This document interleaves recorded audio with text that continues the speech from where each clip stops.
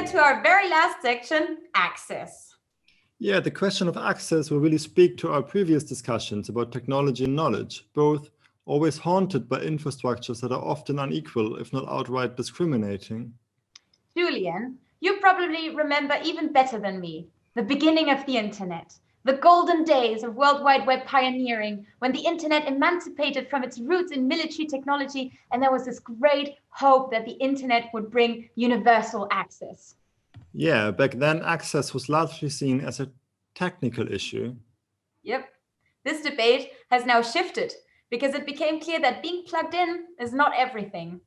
Exactly, it also matters who has access to what and who controls the infrastructure, marking a growing division between content and value producers, which is all of us here today. Look at this festival, and those who aggregate and extract value from this collective production. Look at the platforms we're using to come together in this strange kind of way. Right now, all of us are working for free for Facebook, Zoom, Telegram, YouTube, Instagram, and Twitter. That is both great because they enable our strange kind of togetherness, but really problematic at the same time because we have no self-determined control. This section then investigates new models of participation, tools to challenge structural inequalities, and engages critically with digital and analog modes of production. We will start our section with a project presentation by the Feral Atlas Collective with Lily Carr and Fei Zhao that experiment with forms of mapping that can draw human and non-human collectives together. They will not only share their project, but also, I believe, some insights from the Feral Atlas workshop that they have been running during this festival. Yeah, please stay with us for a minute. I will now join the Feral Atlas Collective behind the scenes, and if all is good, we will be back with you in just a minute. And I will meet you right afterwards in the panel discussion during the Q&A with the panelists. So don't forget to send all your questions in the Telegram group and be part of the debates. So see you in just a sec.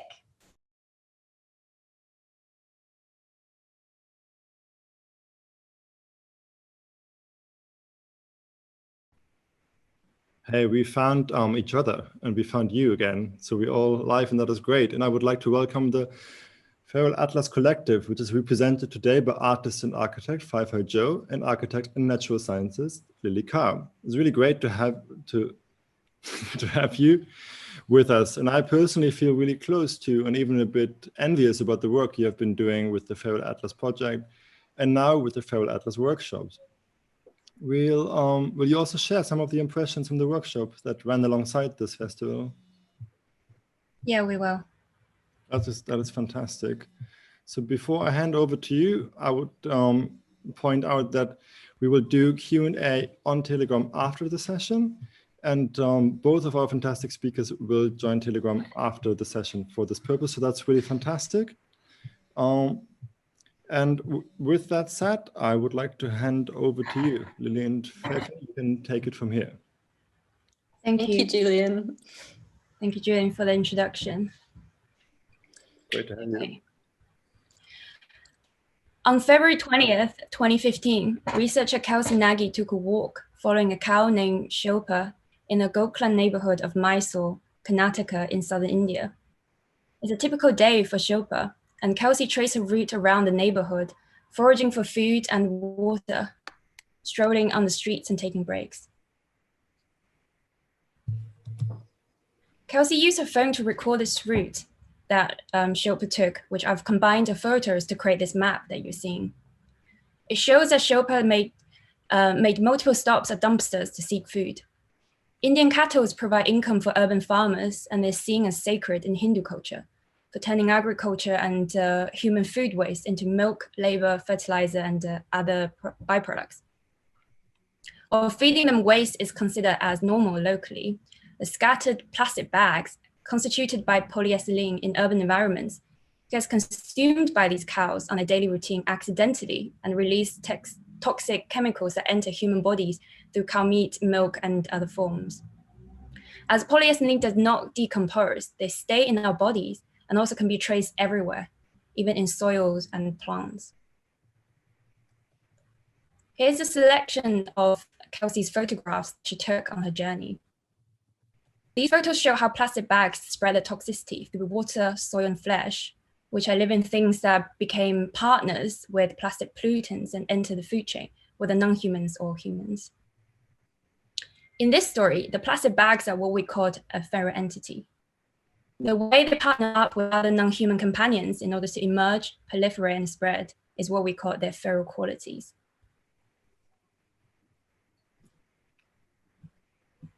The dumping of waste is ubiquitous. Not only plastic bags, dangerous waste is accumulated and distributed by humans in many forms, whether garbage, toxins, or radioactivity.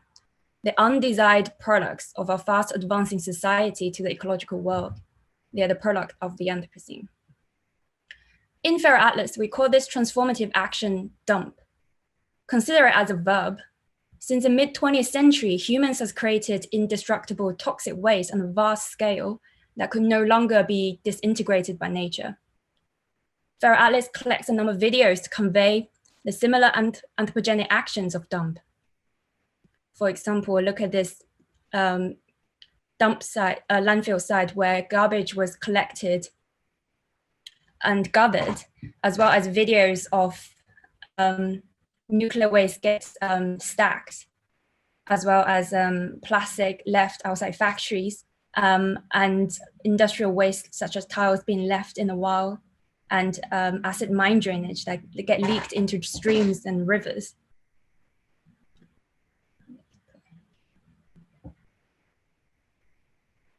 So these actions achieved by human-made infrastructure programs that technological apparatus on certain scale. Other than dump, there are many other similar actions of infrastructure works that essentially alter the land, air, and waterscape around us and cause the spreading of these feral effects. So those verbs, just like dump, are what we call tippers, infrastructure-mediated state changes.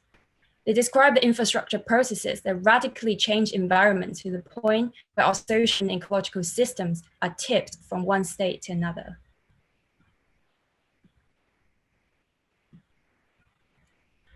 We follow the thread of infrastructure works and start to imagine this critical era that we're currently in, we call the Anthropocene.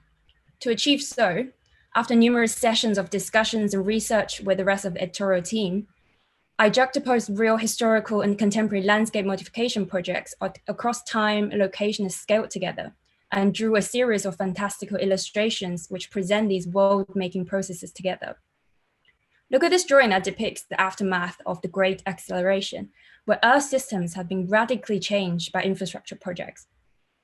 Here we see the dumping of plastic waste, which is the infrastructure host of the feral entity plastic bag that we just discussed, as well as infrastructures such as container ships that accidentally introduce different species such as comb jellies to in their ballast water to other ecosystems, as well as pharmaceutical companies that has been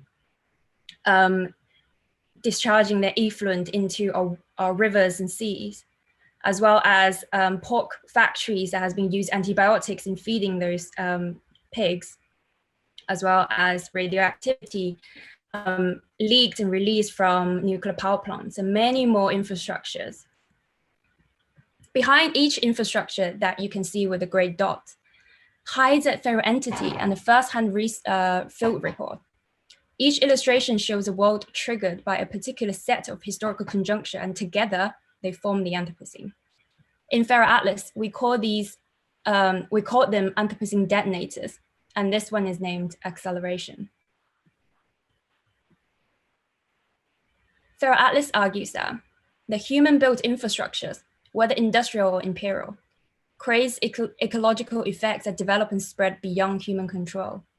These undesigned, unexpected, and out-of-control effects are the Anthropocene. The plastic bags is merely one entry of the Atlas.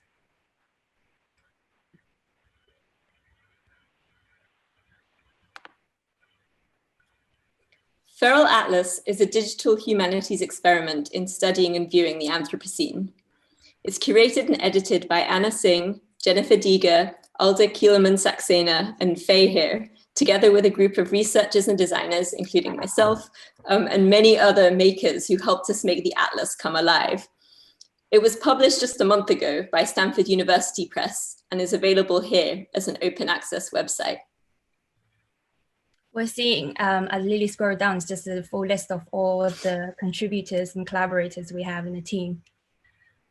Also on this title page, you see a web page covered by traces of virality. These are charcoal and pencil drawings that are made of a combination of disintegrating cells and viruses. If you look closely, they're coronaviruses, not to scale. Whether you're browsing this, while you're browsing on this first page, you encounter Feral Atlas. They're infecting and damaging the digital ecosystem from your screen. So your Feral Atlas journey has begun. So when you land on the site and click enter, you will land on this page of jostling feral entities, each of which is studied by one of the 79 reports in the atlas. So if you mouse over any of them, you'll see which Anthropocene detonator world they belong to. Let's pick sudden oak death.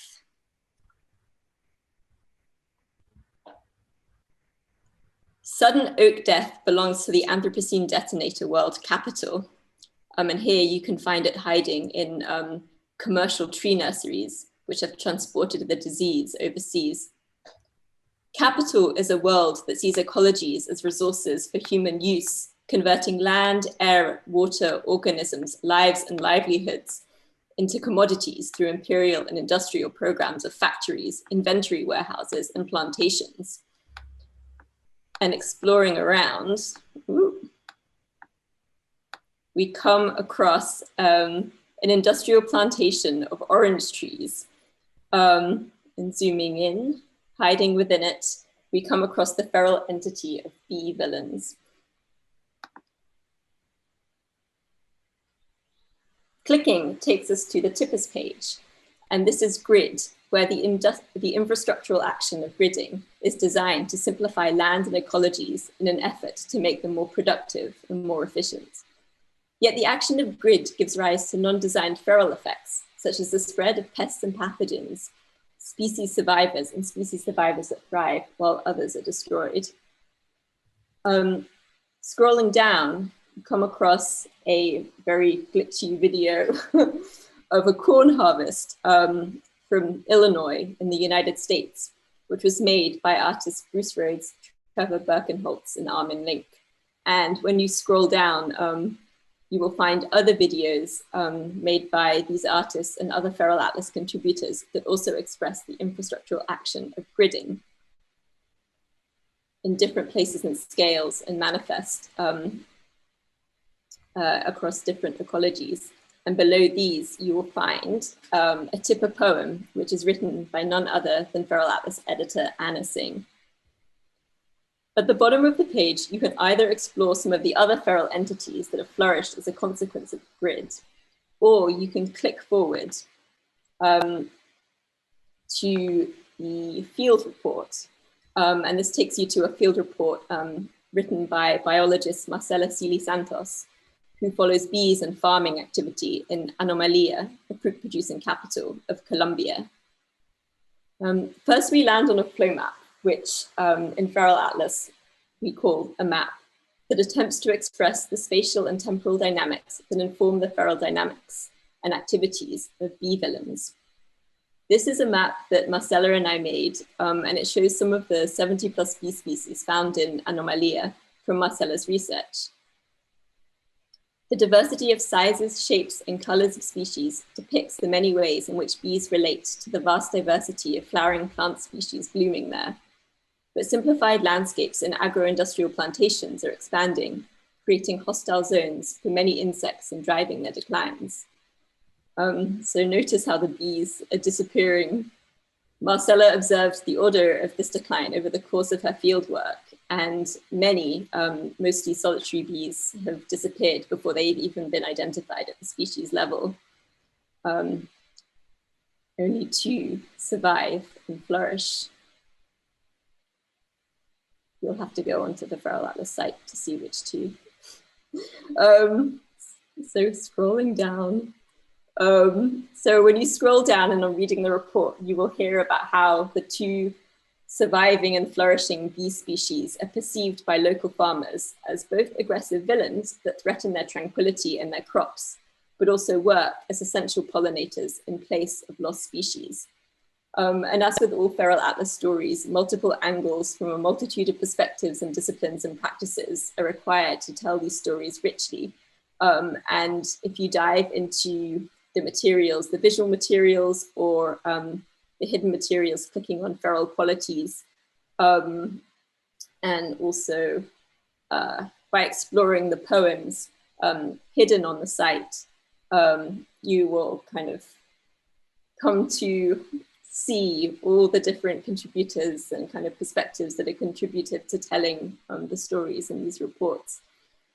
And at the bottom of each report page, you have a choice. You can either revert at your own risk, which takes you back to the page of jostling feral critters, or you can click on the super index, which you can also get to by clicking on the key anywhere in the site. So let's go there now. Yes. So on this page is what we call the super index, which is a master index that shows all the key concepts of Feral Atlas and their associations. So if you mouse over any choice of feral entity, the index will give you its corresponding combinations in the atlas, such as which Anthropocene detonator belongs to on the top and which tippers it creates on the left, and what feral qualities it holds on the right. Similarly, if you mouse over, say, invasion, the index will provide all the combinations that belongs to the world of invasion. Be mindful that this is not a fixed set of categorizations. This is only an index of guidance that can be taken beyond. This is why, if you look closely, there's another layer of text just kind of floating beneath this super index, which we call the soup. They show other possibilities of terms in the atlas, such as net, tailing, avian flu, and so on and so forth. And if you keep going down, underneath this super index, you'll find an overview of all the essays written by contributors, editors, and collaborators. And also, if you go further down, there's a list that displays all the feral entities and the watercolor critters we drew, which we call this the chocolate box, quite literally. All of them are displayed in gray except the ones you visited. And if you see repetitions, they are same entries written by different authors. We invite you to visit and activate all of them. At any point in the Feral Atlas site, you can click on these 3 bars at the bottom, which take you to essays written by the Feral Atlas editors, makers, and contributors. And these essays are also held in the reading room. And we would like to draw your attention in particular to the teaching section. Feral Atlas is intended as an active tool to think with and work with and to use as a jumping off point for research and further studies. And so these are ideas and exercises and readings, reading lists that have been written by the Feral Atlas editorial team and other contributors for using Feral Atlas in courses and workshops across disciplines. And Faye and I adapted this section, which is Feral Atlas exercises, connecting the material to the place where you live, for an online workshop we ran this weekend here at Driving the Human earlier today, and yesterday at the Making Matter Symposium at the Het Nu Institute in Rotterdam. So Feral Atlas argues that to study the Anthropocene, we need to follow feral effects. And to follow the feral effects, we need to notice what imperial and industrial infrastructures do.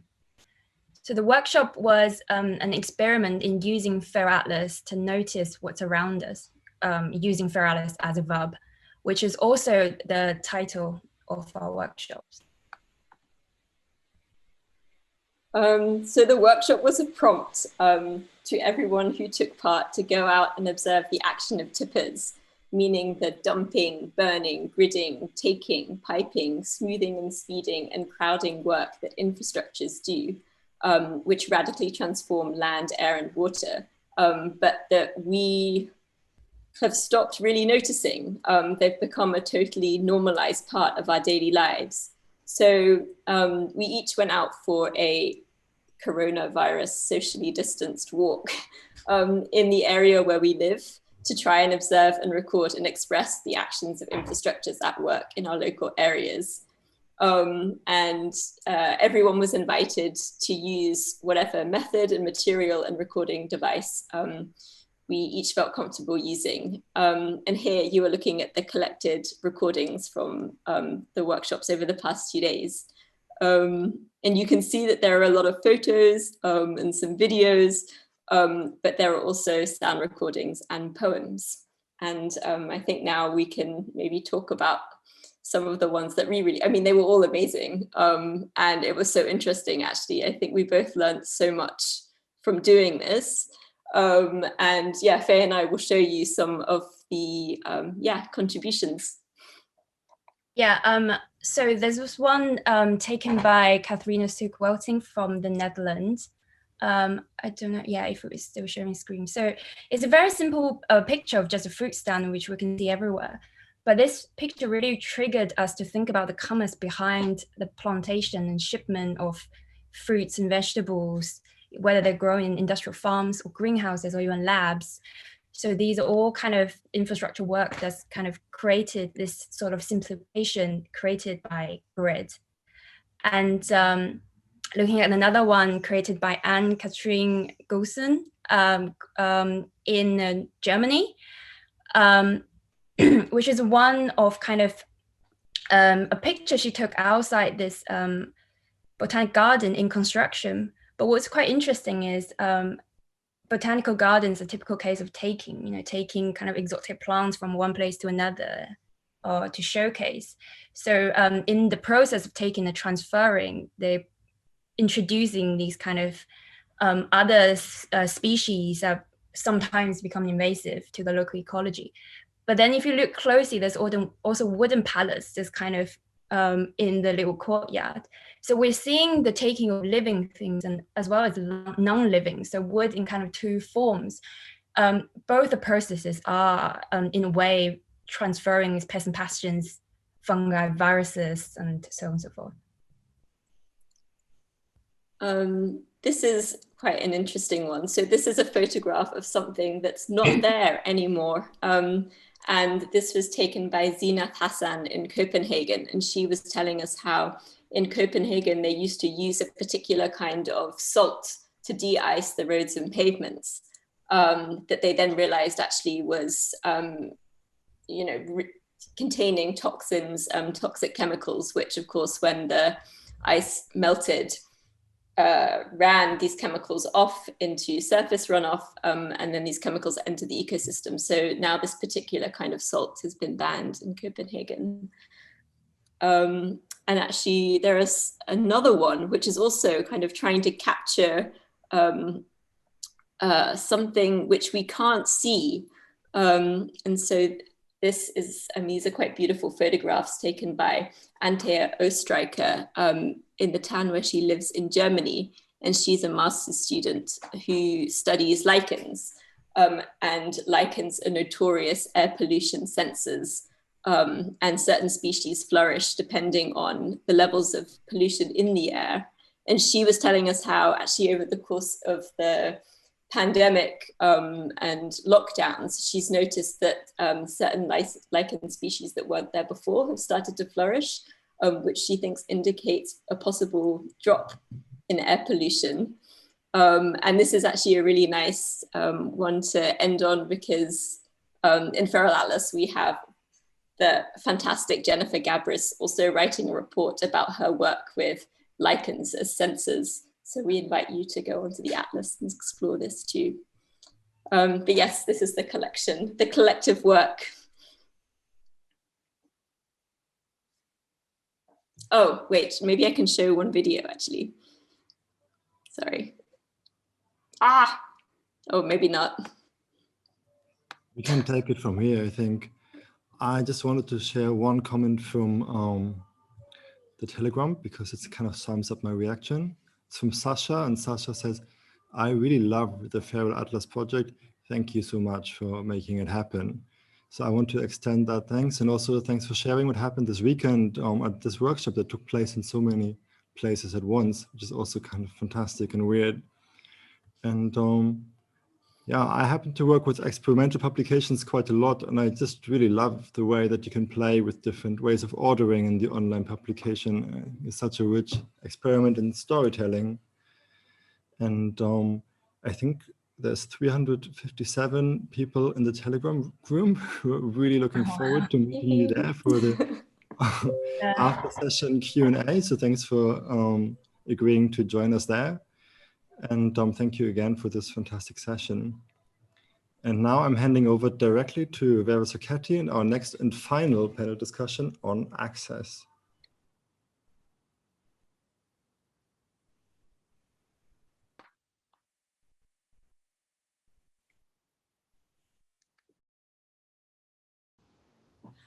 Good evening, everybody, and welcome to the panel discussion around the topic of access. It is our last big theme of the day, and we're very excited to be here in the cable room of the Medientheater at ZKM, an appropriately apocalyptic environment for us to have this last discussion of theme discussion of the day. My name is Vera Socchetti, and I am critic and curator, and also the program coordinator of the Driving the Human initiative. And I'm here today, very, very happy to be surrounded by incredible people. I have Sasha Costanza Chalk next to me, and then I have also Claudia Falisch, also a little bit further. I will introduce them briefly and jump right into the discussion. Sasha Costanza Chalk is a researcher, designer, activist, and seasoned educator. They work to support community-led processes that build shared power, move towards collective liberation, and advance ecological survival. Sasha is a research scientist at the Massachusetts Institute of Technology, both at the Media, Arts, and Sciences at the MIT Media Lab and the Department of Urban Studies and Planning. They hold numerous other roles and have authored several books, journal articles, book chapters, and other research publications. Their newest book, Design Justice, Community-Led Practices to Build the Worlds We Need, was published by the MIT Press in 2020. Claudia Falisch is an expert in democratic innovation, deliberative democracy, citizen participation, and populism. Her research and writings touch on these issues, but they also touch upon European and Canadian politics, elections, and public opinion. She leads the OSCD's work on innovative citizen participation, which explores the paradigm change underway towards a more participatory, deliberative, and collaborative governance. Claudia co-authored the first OECD report on this topic, which was published in June 2020. I'm so excited to be talking to you today. We were exploring different kinds of epistemologies just now, and there were talks of a crisis of knowledge, ideas of humans as a multitude, humans as an interdependent consciousness, a consciousness that needs to be reimagined. Colonization was also a theme at the end of the discussion, and Indy Johar discussed its connection to ideas of power. And in this panel, we've come to the moment when it's urgent to discuss issues of access, power, and who gets to call the shots. So Sasha, I would love to start by discussing your most recent book, which is both a toolbox and a framework to think or rethink the agency of design. One of the purposes of Design Justice is to advance collective liberation and ecological survival by putting marginalized people at the forefront of design and technology practices. Can you tell us more about Design Justice and how it can be enacted? Yes, definitely. And thank you so much, Vera, for the introduction and for having us here. So the book Design Justice, Community-Led Practices to Build the Worlds We Need was published in March of 2020 with the MIT Press. And it is available as an open access publication. I put the link in the Telegram for those who are following along there. But since the theme of the panel is access, I thought it would be worth noting that book is open access, full text available. And the book is an extensive reflection on questions about the relationship between design and liberation. It's structured really around a number of questions. So after an introduction that's sort of built on a personal story of myself as a trans person moving through airport security systems and talking about the way that that socio-technical system is configured to erase and invisibilize trans bodies and gender nonconforming bodies, as well as Black bodies, Muslim bodies, disabled bodies. It then moves into a series of chapters that are extensive reflections on a series of questions. So the first chapter is about values and looks at the question of what values do we encode and reproduce in the objects and systems that we design. Then there's a chapter on accountability, which is about who gets to do design and how do we move towards community control of design processes. There's a chapter on narratives, which is about what stories do we tell about how things are designed and how do we rescope design challenges and reframe design problems and solutions. The next chapter is about sites, and that addresses the question of where do we do design and how do we make design sites more accessible to those who are going to be most heavily impacted by design processes. And that chapter also includes a reflection on, rethinking which design sites we privilege and which sites we ignore or marginalized. And then there's a section on pedagogy, which is how do we teach and learn about design justice and about other ways of doing design that are more inclusive. So in a nutshell, I talk about design justice as a framework for analysis of how design influences the distribution of benefits and burdens between various groups of people. So again, how does design influence benefits and burdens, the distribution of benefits and burdens of designed objects, systems, interfaces, the built environment, between different groups of people.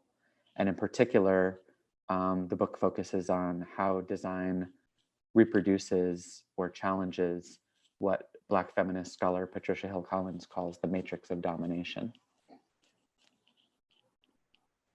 The matrix of domination is an incredibly powerful term. Could you unpack it a little? Because I think it's very important to understand what it means in order to understand what design justice is all about. Sure. So the matrix of domination is a term that Patricia Hill Collins, who was the past president of the American Sociological Association, towering Black feminist intellectual, wrote about in her 1990 text, Black Feminist Thought. And when she writes about it there, she uses it to talk about race, class, and gender as interlocking systems of oppression. And it's a conceptual model that helps us think about how power and oppression and privilege, as well as resistance, are systematically distributed. So when she talks about the matrix of domination, she's emphasizing race, class, and gender as three systems that historically have been the most important systems in structuring Black women's lives and access to resources and opportunities and so on. And she also notes that additional systems of oppression, could structure people's lives. So, disability, for example, or a colonial relationship. So it's not, it's about race, class, and gender, but it's a mode of analysis of thinking about interlocking systems of oppression, how they shape our lives. And also it's a way of thinking about how we could locate each of us in particular bodies. We're located within that matrix of domination somewhere in a way that will shape our own access to life chances, to resources, to benefits, to burdens. And I think it's also really important to note that she talks about different scales of operation of the matrix of domination. So it operates at the individual level, at a community level, as well as at a broader, structural, institutional, and societal level. And so in the book Design Justice, what I'm really doing is taking that concept and lacing it through with design theory, affordance theory, for example, and thinking about how do different types of design systematically structure access, for example, to an affordance in an interface, which groups of people, according to their location within the matrix of domination, are going to be more systematically benefited or burdened by that particular tool. Or you could think about this in terms of the built environment as well. And in the context of the conversation we're having here in this festival, we could talk about the non-human as well, and the location of non-human actors within the matrix of domination. The way that, we were just looking at the Feral Atlas, looking at how particular systems of capitalism, say the grid, is structuring different species of bees' survival chances, reducing biodiversity based on modern practices of industrial agriculture. I don't talk about that as much in the book itself, but I love that direction, and I think it would be really fruitful to go deeper there. So that's one direction, but another direction that I would like to just touch briefly upon is your engagement and criticism of AI and ethics. We've talked about AI and ethics earlier today in a panel around technology, but I know you're very active in this field as well. So could you just elaborate briefly on the work that you've been doing in this field? I can. I just, before we jump into that, I also want to clarify sort of like the second part of design justice. So on the one hand, it's a framework for analysis, but design justice is also not a term that I created.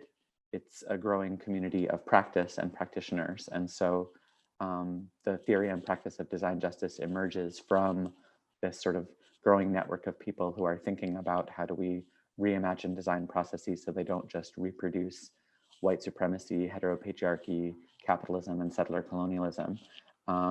And there's many overlapping sort of circles of people doing this work.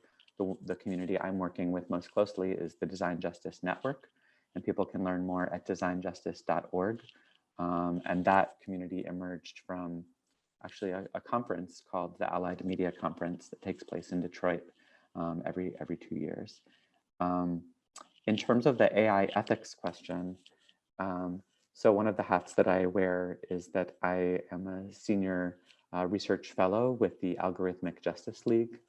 And the Algorithmic Justice League was created by computer scientist and poet of code, Joy Buolamwini, to address racial and gender bias in algorithmic systems a couple of years ago. And there's a film that actually just launched this week. It's screening in more than 50 theaters virtually. And that film is called Coded Bias, CODED bias. And you can learn more at codedbias.com that explores sort of the way that the Algorithmic Justice League was formed and the way that we're thinking about this work. But to me, in that role, I would say that AI ethics, on the one hand, it's important that there is a rapidly expanding conversation about artificial intelligence systems and algorithmic decision systems and what values they are encoding across different domains of life, from labor to employment to transportation to interaction design. Really every domain of life is now being touched by algorithmic systems. Often when we say that, we're talking about machine learning or natural language processing systems. And in some ways, mostly we're talking about statistics, and we're talking about making predictions and classifications based on pre-existing categories and past data sets that reflect historical data. And since historical data is always going to be deeply structured by the matrix of domination, by people's life chances and access, for example, a data set about crime in the context of the United States, where the definitions of crime itself, the categories of what's called criminal, policing practices and the deployment of policing resources have all for hundreds of years been deployed to systematically focus on the capture, disenfranchisement, and incarceration of Black people. We're going to see data sets that predict that Black people are more likely to be involved in criminality. And so automated decision-making systems that are built on those historical data sets will reproduce structural racism through making recommendations about how to allocate police resources, for example, or risk scores for pretrial risk assessment. We've seen a lot of attention to that recently. Unfortunately, I think that the framing of ethics as a way to try and capture that conversation is insufficient and thin. ethics tends to be quickly captured by white cis men who occupy privileged positions in academic philosophy, for example.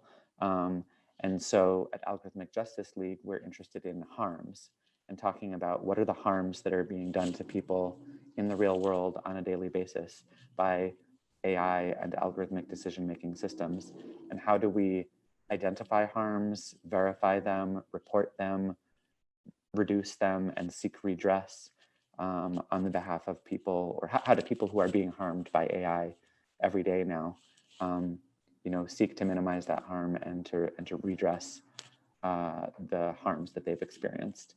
And so we think that that's an important frame shift that needs to take place in that space. I mean, in the end, it's also about liberation, like you were just saying. Also, design justice is about liberation. I want to go now to Claudia briefly. Claudia, Sasha's work, it really calls for sort of a challenging of this idea of universalism. This is something you also talk about a lot. And it also talks about an idea that we have to appreciate and sort of encourage also smaller scale initiatives and things that don't necessarily scale up. And Claudia, when talking about smaller scale, could you discuss the work that you are doing in terms of observing and charting and mapping new forms of citizen participation, which maybe are also small scale? Yeah, thank you, Vera, and thanks, Sasha, also for the introduction to your work. I think there's actually quite a bit of a strong link actually with the work that we're doing at the OECD around thinking about not just citizen participation, but actually about new forms of democracy a little bit more broadly that goes beyond just participation. I mean, as you had said in the introduction, kind of way we're thinking about things is more about the paradigm change, how it could be accelerated to having a more inclusive, more participatory and more deliberative governance. So over the past year or 2 years, actually at the OECD, we've really taken a deep dive into looking at different forms of experiments of innovative citizen participation practices, and in particular, focusing on the types of initiatives that are trying to be more inclusive by design, and also designed in such a way to give people a more meaningful say, and to be able to provide a more informed input into policymaking. So we've been looking at the use of things like citizens' assemblies, citizens' juries, citizens' councils, consensus conferences, the sorts of initiatives that at their heart have a randomly selected group of people who are chosen to be more or less representative of society.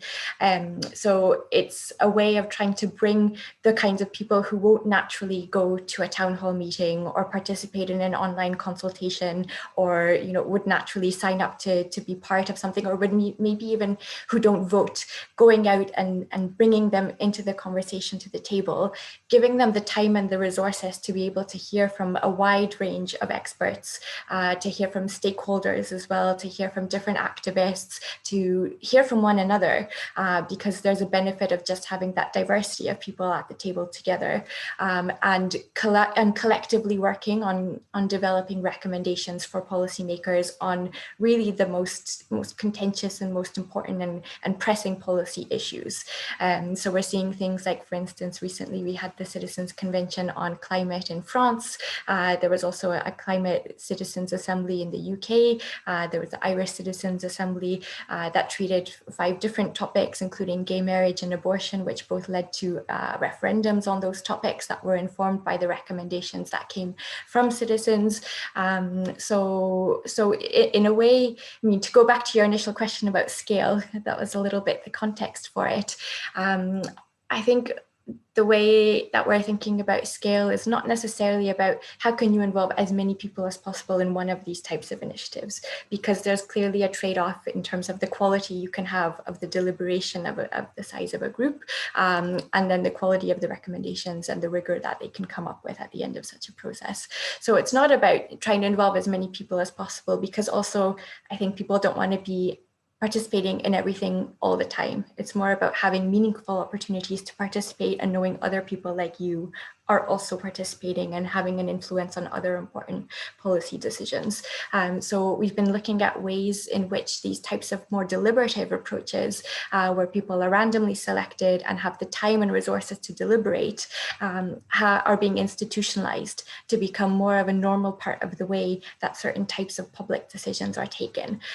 So looking at new permanent deliberative bodies, and looking at the different ways in which, you could imagine having all sorts of ministries, having multiple citizens' assemblies on different issues all the time. So it gets to a point of everyone in their lives either being able to participate or knowing someone else who's participated in really meaningfully shaping policies that are affecting our lives.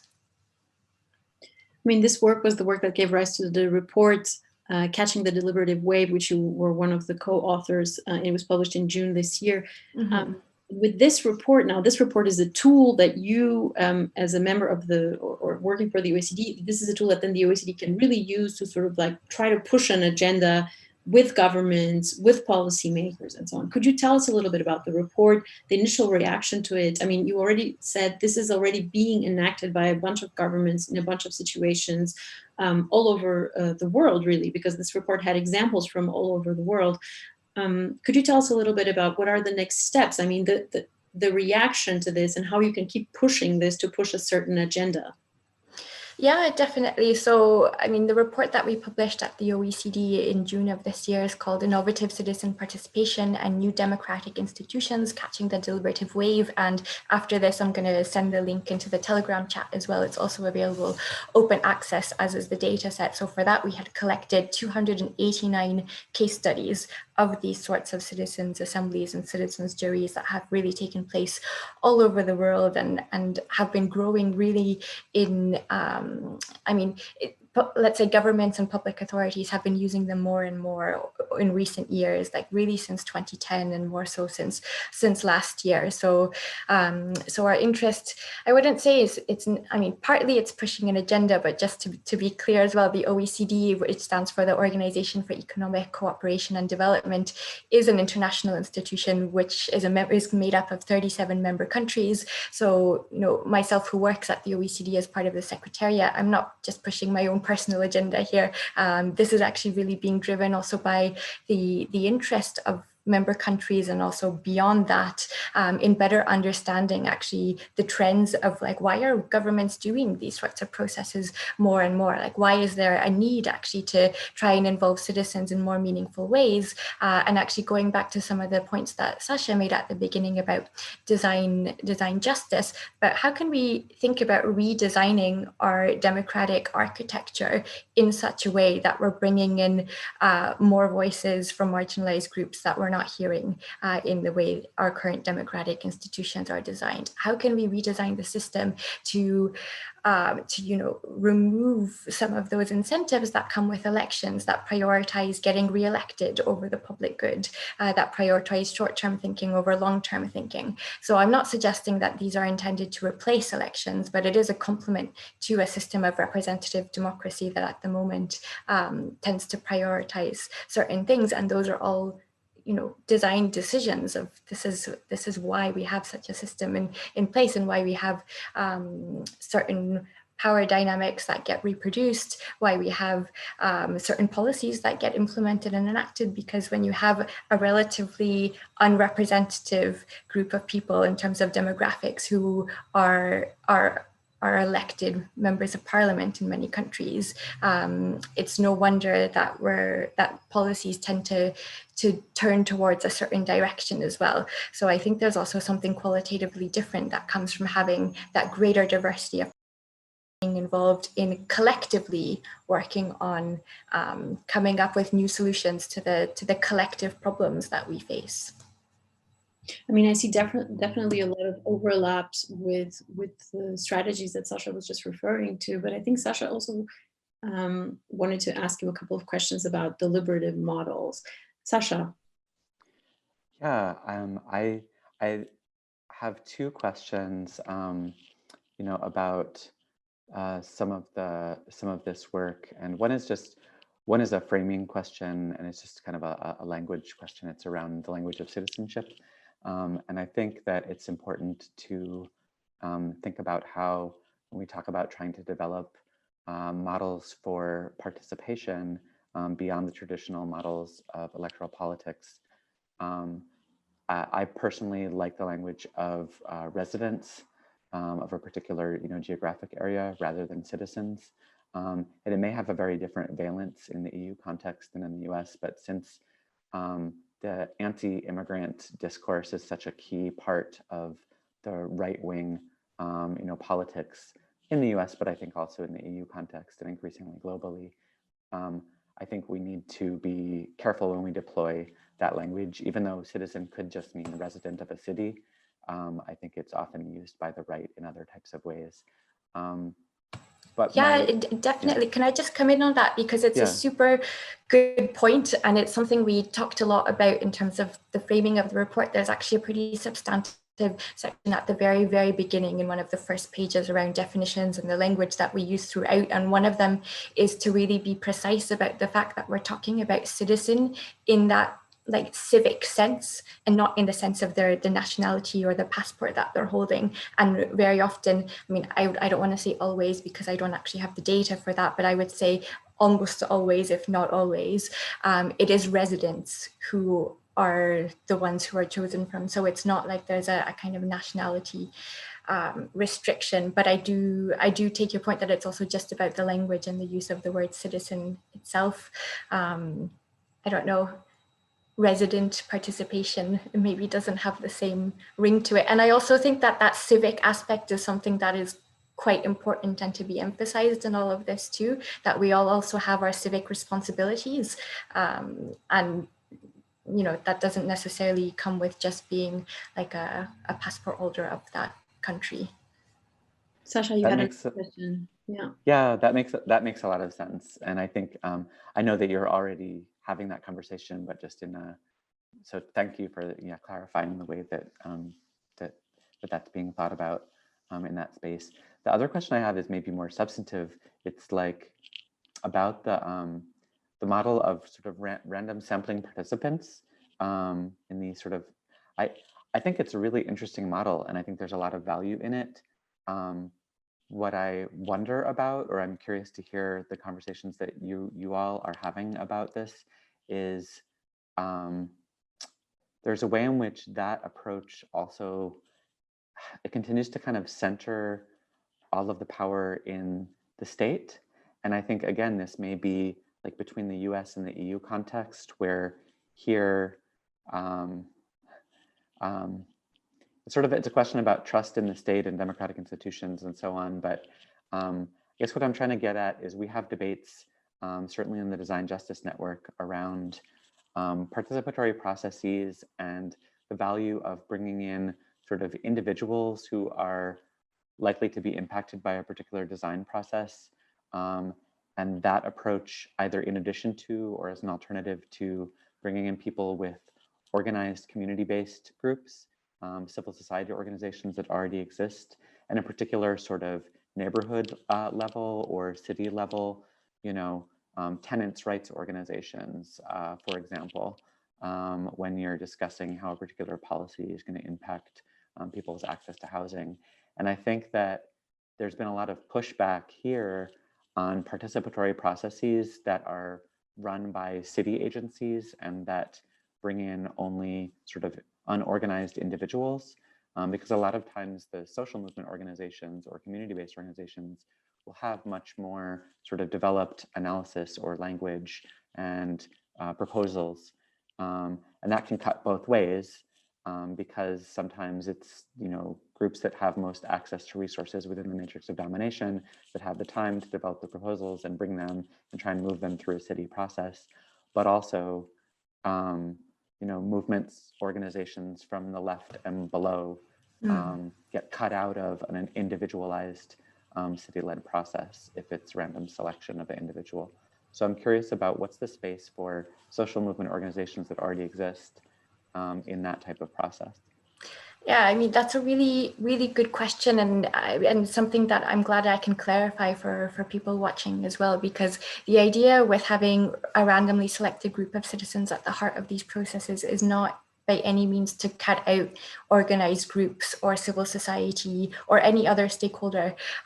It's to perhaps change the role that those groups play within the wider decision-making process. So it's, you know, the organized groups will still always have a chance to have their say and to be able to also, you know, present their point of view, but instead of presenting it directly to the policymakers, they're presenting it to the citizens, who are then considering that amidst all of the other evidence and presentations from other stakeholders that they're hearing from, as well as the perspectives they're all bringing to the table.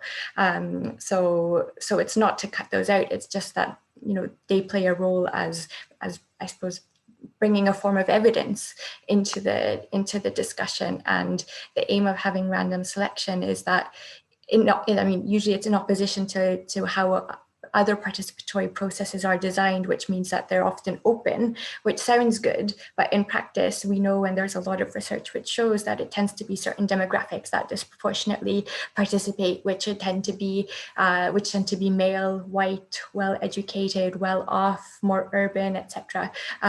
So having the random selection is not only just about bringing the voices we don't hear to the table, but actually also drawing on the evidence that exists from different fields of psychology and business and political science, which shows that actually just that having that diversity of perspectives leads to better decision making than having a more homogeneous group of people, which is why it's also better to have that rather than just hearing from some of the organized groups or from some of the groups that are already active, because they tend to have access to similar evidence and are more likely to be reinforcing, you know, their own points of view rather than also bringing in new ideas and new perspectives, which are, I personally think, important to hear when we're talking about collective public problems which affect society more broadly. Definitely. I wanted to ask, going back to this idea of civic sense and participation, I wanted to go back to something.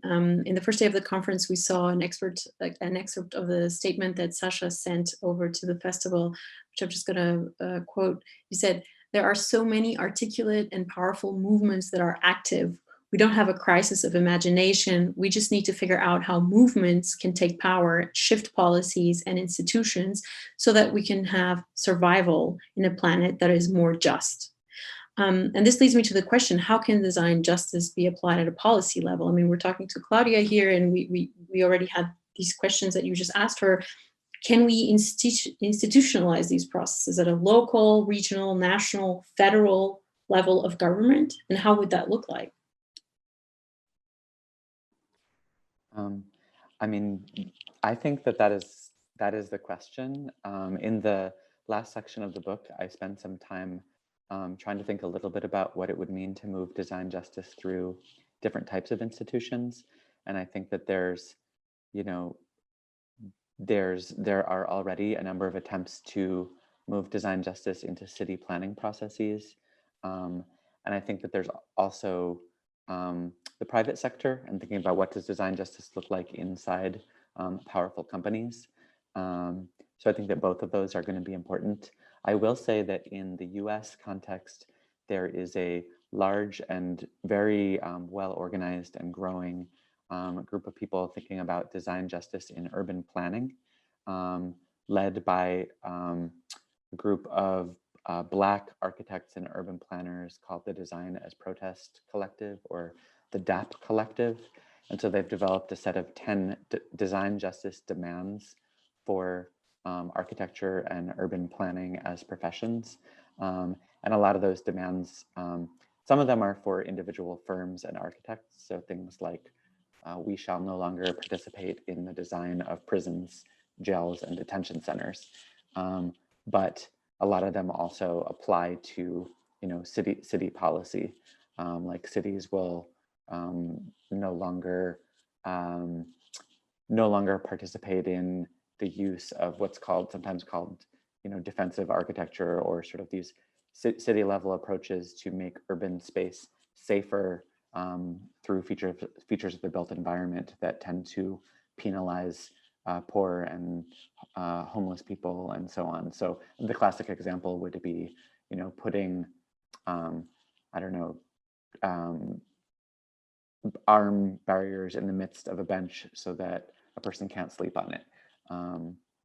So I think that there's a conversation happening already, but I'd love to know, you know, what others think about this. I'd love to know, Claudia, what you think about whether design justice principles could be brought into policy spaces. Yeah, definitely. That would be also my follow-up question to Claudia, and also maybe touching upon the fact that, Claudia, in your work that led to the creation of this report, you already were working with designers, curators. So from the OECD side, you are already integrating these kinds of voices into decisions that bring about then these kinds of reports. So if you could also touch a little bit upon that, that would be great. Yeah, definitely. So in terms of actually the working methods of how we wrote this report and did the research and everything, it was quite a collaborative effort with the OECD's Innovative Citizen Participation Network, which has around 80 practitioners, designers, curators, policymakers, and academics. So it's a multidisciplinary group of people. I mean, Vera, you are one of them. Jan Bullen, who's also involved with this festival, is also one of them. So trying to bring in voices from different disciplines, different perspectives, different countries as well. It's an international group of people who were involved in helping us shape the scope of the research question, give us kind of leads with the data collection, reviewed the report at different stages, both like in a discussion format when we all met in person to talk about it for a full day, and also on various iterative drafts of the writing. So this has been quite important to be kind of living the principles we are preaching about here in terms of making sure there's a diversity of views and perspectives that get into it. But going back to this question that you were raising earlier, though, about institutionalization, I do really want to, you know, let's say hit this home, because it is something that we're really going to be working on, well, are still working on, and is one of the main focuses of our work in this area after we published this report, which, you know, in the end, through the data we found was really the fact that there's a lot that's been happening in this space in terms of different public authorities and governments experimenting with more deliberative ways of involving wider diversity of people in shaping policies, but they tend to be one-off and ad hoc initiatives that depend very much on the political will of those who are in power at that time. So how do we shift from that dependence on political will to something that becomes incorporated into our institutions, both when it comes to like the legal and regulatory changes that might be necessary to do that, but also in terms of shifting the social norms so that even if there is a political shift in power, that those legal changes continue, because we've seen that there can also be backsliding even when we've had the legal changes if that cultural shift and social shift is not happening at the same time as well. And I know we're kind of close to the end of time, but I think I want to just briefly touch on one really exciting example in this space, which I hope will be inspiring not just to the policy world, but also to citizens in thinking about, you know, what is actually the kind of democratic change we could be pushing for beyond just changes to our electoral systems and our voting systems, etc. And that comes from a small region in Belgium called Ostbelgien, which is the German-speaking region, has around 80,000 people, but it has its own regional parliament, regional competencies. And in February 2019, the parliamentarians there unanimously from all of the political parties voted to put in place a new democratic institution called the Citizens' Council. And this Citizens' Council has 24 randomly selected citizens who have an agenda setting role. It's up to them to decide what are the 1 to 3 issues every year that should be put to citizens' panels. And each of those citizens' panels is also a deliberative process in itself, with a randomly selected group of people that has to have a minimum of 3 months to be able to learn about and deliberate on a topic and to come up with recommendations that then go to the parliament. And the legislation now requires the parliamentarians to have at least 2 debates on those recommendations that come from the citizens panel and to respond to them. And the Citizens' Council now also monitors that that actually happens. So, you know, I know it's a little bit of a complex thing, but I think it's a nice example to show about how we can be thinking about complementing what is at the core still our representative democracy, but in such a way that gives citizens a meaningful say to decide what issues should be up on the table for discussion in the first place, and then given the time and resources to actually come up with really in-depth, rigorous, detailed recommendations that go beyond what would be top of mind opinions, or even just individual opinions and things that have to be thought about collectively, which I really think is one of the other key things that differentiates deliberative democracy from other forms of democracy and participation. This fact that you're getting people to work collectively together to find the common ground between them. I really think we need more of that, and why I think that these forms of democratic innovation in particular are particularly inspiring. Well, I think that's a great end to our conversation. And just before I lead us to the Q&A so that we can think collectively with the Telegram chat maybe, and then further together in the future, I just want to say maybe Sasha would be a great member of this OSCE. I think so too. I will invite Barbara to join us here, and maybe she's going to bring some interesting feedback from the Telegram group. I just think it's a great way to finish with this idea of collective thinking. Thank you so much, Sasha. And Claudia, let's listen to some Telegram questions, Barbara. Thank you very much, dear Vera. And also thank you so much, Sasha and Claudia, for making your thoughts, but also your research and your work accessible to us. So thank you very much. And yeah, so it's my turn to make some voices accessible to you. There was actually kind of a critical voice that might pick up right where you ended, Claudia. So say yes to the collective process. But Jurian says it is not enough to go from local only to national or federal. Solutions can only be realized and maybe first found by larger transnational legal bodies. At least that's one opinion. And it was followed also by, or precursed by the question, no one can really control the big corporations in this world. So what does it make sense to talk about civic participation if it ends in national politics? That's a critical question there. So I don't know who wants to start. Claudia. Well, maybe I'll start on that first question and I'll leave the other big question to Sasha then, but I can jump in on it after as well if we have time. I mean, first of all, I should have said that amongst the 289 case studies I was talking about, that's actually from all levels of government, and 3% of those are from the international level. So initiatives that were done either at the EU level or actually internationally as well, related to UN initiatives that happen. So I mean, I think that we need these sorts of innovations actually at all levels of government, because we have different issues that are better dealt with closer to people at the local level, and other issues that, of course, we need to be thinking about more collectively, transnationally. So I think I would sum that up as it's not an either or, we need it at all levels. Mm-hmm. Yeah, I absolutely agree with that. And I think that it's related to the second question about the role of transnational corporations. I mean, yes, of course, transnational corporations are extremely powerful actors on the world stage, and they're some of the most important actors in the climate catastrophe and ecological crisis and devastation. At the same time, I think it's a mistake when we let the imaginary or the discourse of the transnational corporation erase the reality that they are institutions that are transnational, and they also operate in the real world in local spaces and places, and they're composed of people largely, as well as machines and processes. But, you know, so for example, I think we would have to talk about a particular company in a particular context and what it is that we're trying to move. But I could share one example, which would be facial recognition technology. And that's because that's something that I'm working on right now through my work with Algorithmic Justice League. So these are technologies that are being developed by many different actors, including extremely powerful transnational companies like Microsoft and IBM and Amazon.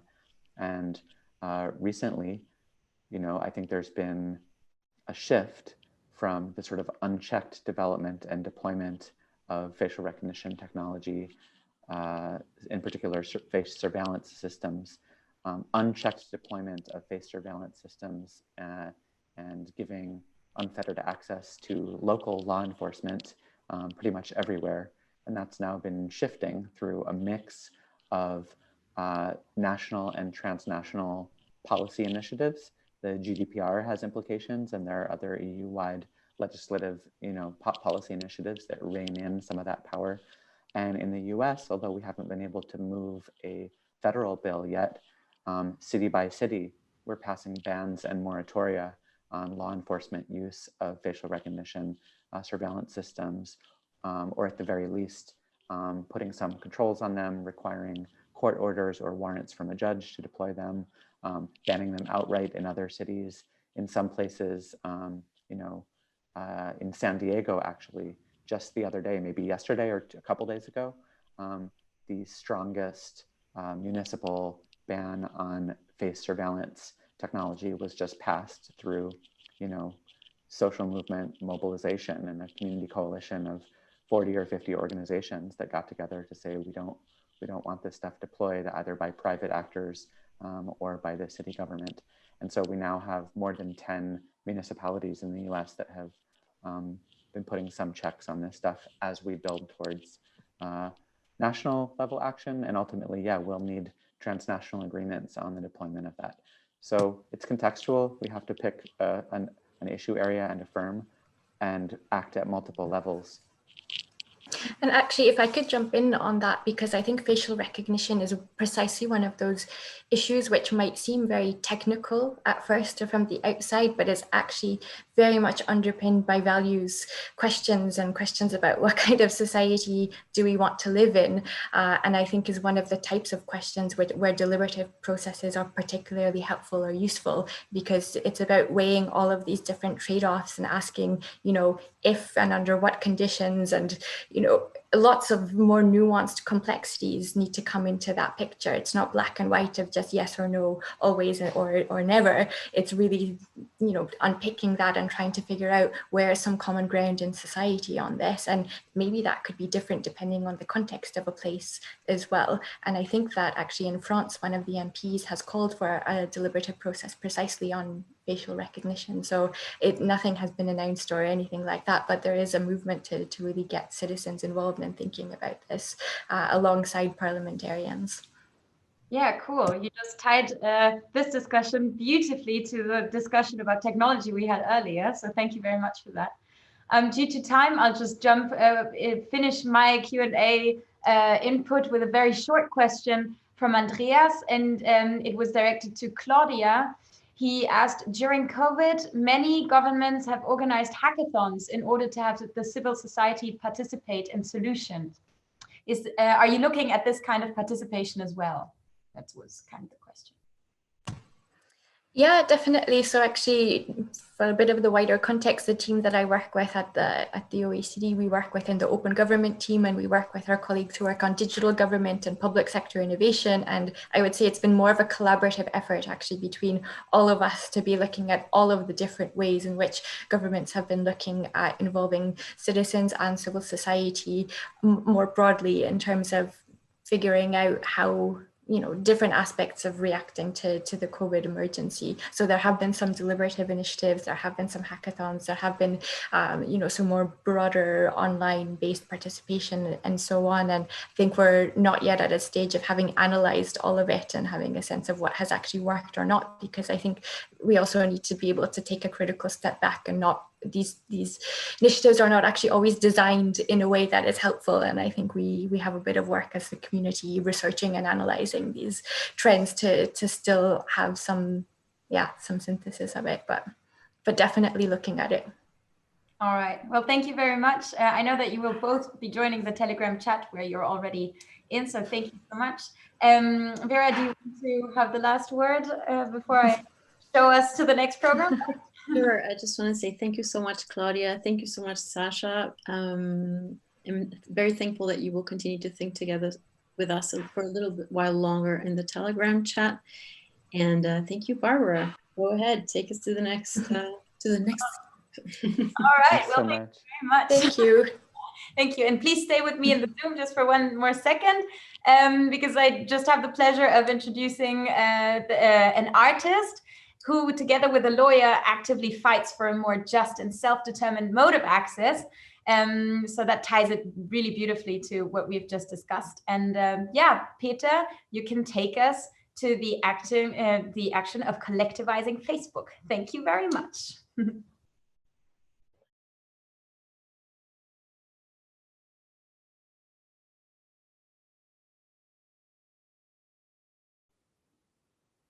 Welcome to this session with artist Jonas Stahl and the human rights lawyer Jan Vermon, who we will meet later via video message. Thanks for being with us, Jonas. Pleasure.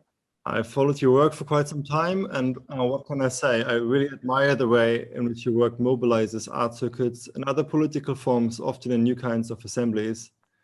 And we just had a good time together in the Zoom waiting room. And I don't know, sometimes the Zoom waiting room is like the kitchen party. It's like where the really nice things happen. So it's a real pleasure to also meet you finally.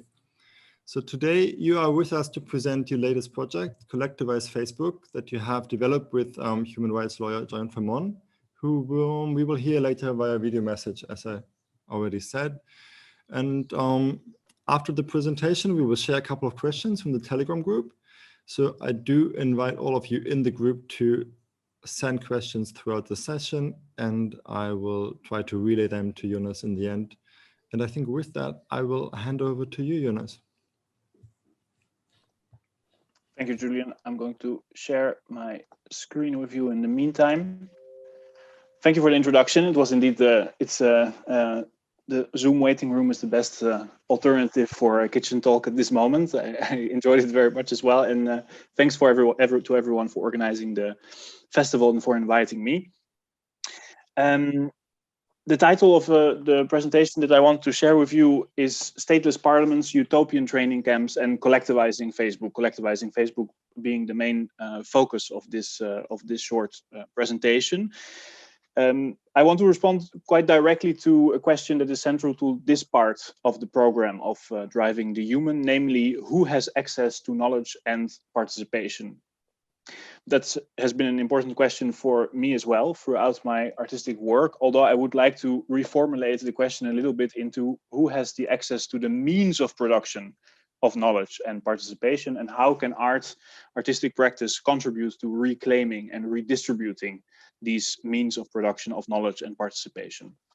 Now, I engaged these questions very directly in the realm of political representation in the context of my artistic and political organization, New World Summit, which I founded in 2012, and consists of various members from the field of art, architecture, design, progressive diplomacy, and law.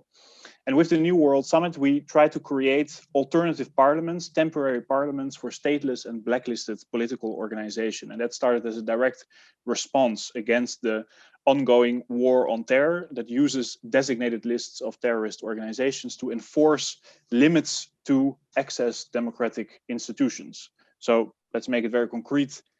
Being placed on a blacklist, being placed on the designated lists of terrorist organizations, it means one's passport is revoked, travel ban is imposed, bank assets are frozen. Essentially, one is declared stateless, which is a kind of double negation, because many organizations placed on so-called terrorist blacklists are already stateless. If we think, for example, of the Kurdish Revolutionary Movement or the government of West Papua in exile, and here you see some examples of struggles for autonomy and self-determination of groups who have faced blacklisting in a similar way, and that we have worked with throughout the years. More importantly, the dominant narrative of the war on terror, that the so-called terrorist is driven by some kind of pure hatred against enlightened Western democracy, is fundamentally wrong for more and less obvious reasons. Many blacklisted organizations stem from long-standing anti-colonial liberational struggles and rather represent ideas of democracy that are too democratic for capitalist democracy to bear. When it comes, for example, to questions of fundamental redistributions of wealth, colonial reparations, these are fundamental issues that capitalist democracy is not capable of computing or of responding to in a structural way. So over the years, we developed various chapters of the New World Summit to challenge this dominant narrative, this us versus them dichotomy that was central to the war on terror. Asking the question, is it possible that we, as politicized citizens of states that are waging the war on terror have more in common with organizations prosecuted in the war on terror than with the criminal states that claim to speak and act in our name. So in a way, we also have tried to redefine this notion of terrorism, not applying necessarily to blacklisted organizations, or certainly not exceptionally, but more importantly to the terrorist actions of nation states in the context implicated in the context of the war on terror. In other words, the different morphologies, the visual, spatial, and performative spaces of our alternative parliaments, and I showed you a few examples in the meantime, they became a space to recompose what constitutes, what defines us in this us versus them dichotomy. And you will note that in that process, we put a lot of emphasis, a lot of investment in how different geometrical and spatial configurations of these alternative parliaments also contribute to a different appearance, a different manifestation of collectivity, and a collective exploration of new shared narratives to break this dominant storyline of the war on terror, this dominant us versus them dichotomy. Now, the most recent chapter of the New World Summit was commissioned by the Democratic Self-Administration of North Syria, better known as Rojava, means west, refers to the western part of Kurdistan.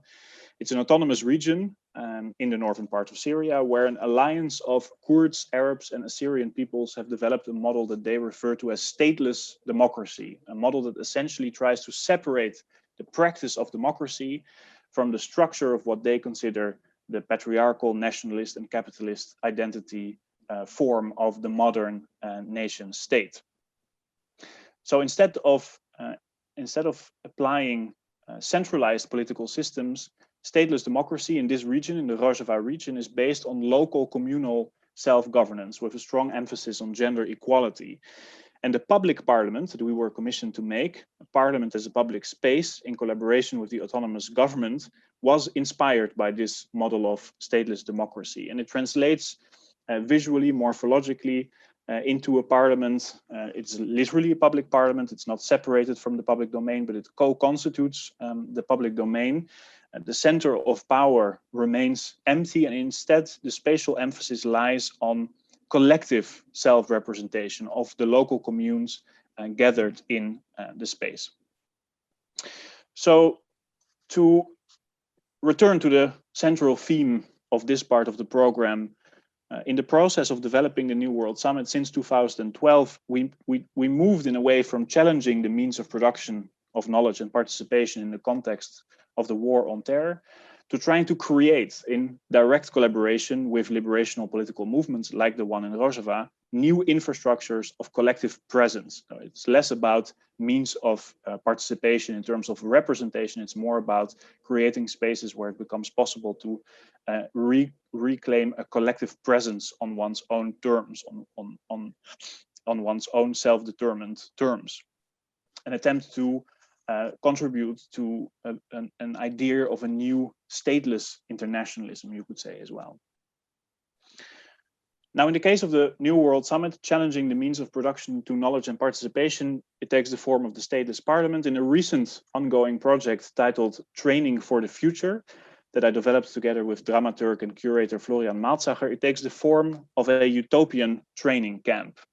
A kind of neo-constructivist training camp that you see here, that we developed in the former industrial remnants of the Ruhr area, and a camp that we created at a time in which we collectively face various intersecting political, economic, and environmental crises. A time essentially in which the very idea of the future, or the very possibility of a future history, is structurally and systematically being undone. The future is being dismantled, and here in a way we gathered in these remnants, these ruins of a future past, an industrial future that promised us victory over nature, but that essentially has become represents the very extractive modes of production that have undone the very possibility of a meaningful future, a meaningful form of future survival. In this training camp, for a period of 3 days, at least in the most recent chapter, the second chapter in 2019 of Training for the Future camp, we gathered for a period of 3 days trained 10 hours a day with 20 trainers consisting of futurologists, progressive hackers, extraterritorial activists, transnationalist art activists, training 450 trainees focused on reclaiming the means of production of the future. Reclaiming the means of production of the future in a time of dystopian normativity, in which imagining a future that in any form or way is better would be a progression from our current predicament seems impossible or unimaginable. So that included trainings, for example, in intimacy encryption by Heath Bunting to develop intimate knowledge amongst fellow activists that can be used as an alternative code to resist interrogation. So it essentially approaches the idea of encryption not in the kind of digital sense as we tend to use the term, but really encryption in terms of my profound knowledge of you allows us to have a set of references that no one else knows or understands. And even in a severe situation as that of an interrogation, we can use this intimate knowledge of each other to communicate and pass messages to one another. Another example, training by the ISD, the Initiative Structure mentioned in Deutschland, together with Global EV, in developing new common decolonized historiographies to dismantle ingrained racialized narratives and values, creating new common timelines, and of course, engaging or recomposing past historiographies is also inherently part of enabling the possibility of alternative futurities. Here you see an example of a training by the Army of Love that focuses on redistributing intimacy and love, even with those who we feel no particular personal connection or desire for. So it's a training that also critiques the lack of engagement from the history of socialist movements with redistribution of love, always focused on more material conditions, but not on these intimate conditions of redistribution. If we decommodify objects and products, could we also decommodify our very intimate relations between one another? Example of a training by the Kurdish women's movement that uses Augusta Boal's methodology known as the theater of the oppressed to dismantle patriarchal mentalities and behaviors. In their words, the training was aimed to kill the dominant male, the kind of dominant male mentality, as well as more physically engaged oriented trainings here, one by Public Movement in exploring choreographies of state violence. So to understand, take temporarily the position of states in relationship to protests or uprisings, to understand the gaze of the state in relationship to the activist, while other trainings focused on developing alternative forms of protest choreographies, thinking more from the thinking of mass protest or mass mobilization, popular movements as something that embodies a choreography in and of itself, or that can be considered as a form of choreography, has its own dramaturgy in the way that it is trying to collectively pre-enact or embody or visualize alternative futurities. So in this context, in the context of the utopian training camp of Training for the Future, challenging the means of production of knowledge and participation is embodied in what seems this very hierarchical terminology, trainer and trainee. But an effective training or a successful training essentially turns a trainee in a potential trainer, because there's a transfer of an embodied knowledge from one person to another, or from one person to a temporary collective of trainees. And as such, it's a way of spreading, redistributing tools and methods of producing alternative futurities across new communities and constituents. At the end of the training camp, a trainee is essentially, or could essentially, become a trainer. Now, these two examples, the stateless parliaments of the New World Summit, the utopian training camp in Training for the Future, these are direct responses to the aggressions and failures of existing institutional structures. The failures of the war on terror when it comes to guaranteeing fundamental principles of democratic participation and a right to representation, a right to presence, even the failure even of our existing cultural institutions to be able to reclaim the very idea of the future as something that we can collectively engage and reclaim our stakes in. They are examples, the examples I just gave, to try to engage the field of art to develop alternative infrastructures. But there's, of course, I realized in the process also a risk in responding to crisis always by intensive attempts to create new infrastructures. Because simultaneously, it seems we seem to be at a moment where it's also essential to wage a struggle for common infrastructures that have been taken from us, or infrastructures that were never common but should have been common from the start, or because of our engagement with them. I'll try to make that a bit more concrete in relationship to the collective action lawsuit Collectivize Facebook that I developed together with human rights lawyer Jan Vermon, was commissioned by HAU, Hebel am Ufer Theater in Berlin. And the lawsuit that we've been working on in the past 1.5 years will be submitted at the United Nations Human Rights United Nations Human Rights Council in Geneva in September 2021. So the central part of this work is the indictment. The indictment we drafted against Facebook, in which we argue that Facebook infringes upon the right to self-determination of peoples and individuals in various ways. To give you a very quick overview of where this argumentation comes from, Facebook instrumentalizes users as neo-feudal data workers. Our data, our effective labor as data workers essentially constitutes Facebook's profit model, even though we are not remunerated for it, except maybe through having simply access to the platform, even though the term access could be challenged in and of itself. Facebook is obviously used in various surveillance capacities that infringe upon privacy and further impacts democratic elections in disproportionate ways. And data capture targeted campaigns of companies like Cambridge Analytica have been a recent, more known example.